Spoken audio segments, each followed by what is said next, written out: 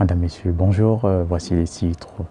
Plus d'un siècle après sa création, un Africain accède enfin à la tête de l'Organisation internationale du travail.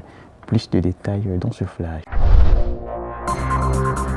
L'architecte burkinabé Djébé Francis a reçu le Grand Prix de l'architecture, une des prestigieuses récompenses dans ce domaine. Une fois de plus, rebonjour et bienvenue.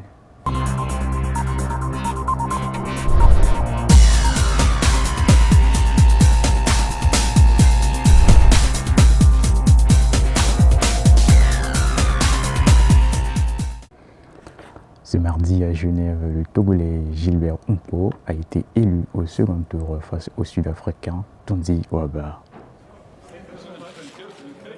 Gilbert Humpo, l'ancien Premier ministre du Togo, a été élu ce vendredi au poste de directeur général de l'Organisation internationale du travail. Il devient le premier Africain à diriger cette organisation.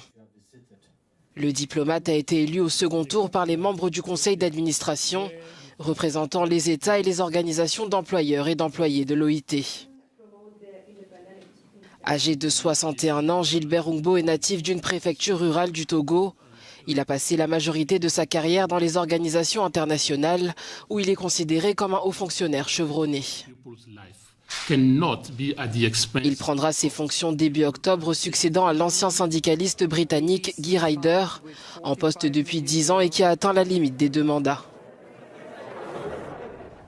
Il est à noter que Gilbert est actuellement le 11e directeur de l'OIT. À 57 ans, Francis Djébé devient le premier Africain à remporter le Grand Prix de l'architecture, une fierté pour son pays et le continent africain. L'architecte burkinabé Diébédo Francis Kéré a reçu le prix Pritzker, la plus prestigieuse des récompenses en architecture. L'annonce a été faite mardi à New York. Francis Kéré devient ainsi le premier architecte issu du continent africain à remporter cette distinction en plus de 40 ans d'histoire. Je suis sans voix, j'ai le sentiment d'un honneur écrasant, mais aussi d'un sentiment de responsabilité. Je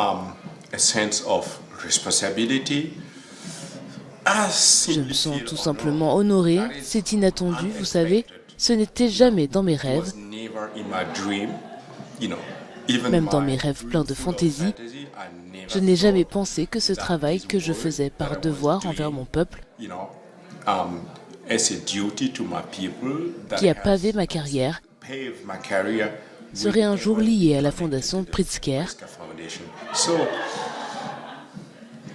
Je suis donc l'homme le plus heureux de la planète. Le parcours de l'architecte a commencé dans son village natal de Gando, au Burkina Faso, où il a construit une école faite de briques de terre comprimées et d'un toit de tôle surélevé qui privilégie une ventilation naturelle. De nombreux projets ont ensuite suivi dans des pays tels que le Bénin, le Mali, le Togo ou encore la Chine, la Suisse et les États-Unis. Je ne sais pas quelle sera la réaction en Afrique, mais une chose est sûre, nous avons beaucoup de jeunes qui cherchent des opportunités.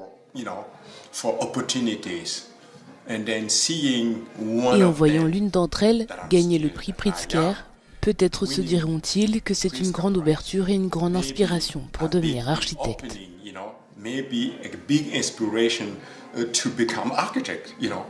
L'architecte de 57 ans, formé à Berlin en Allemagne, où se trouve son atelier, a pour prochain défi le futur mémorial Thomas Sankara au Burkina Faso. Madame, Messieurs, merci de nous avoir suivis. C'est la fin de ce flash.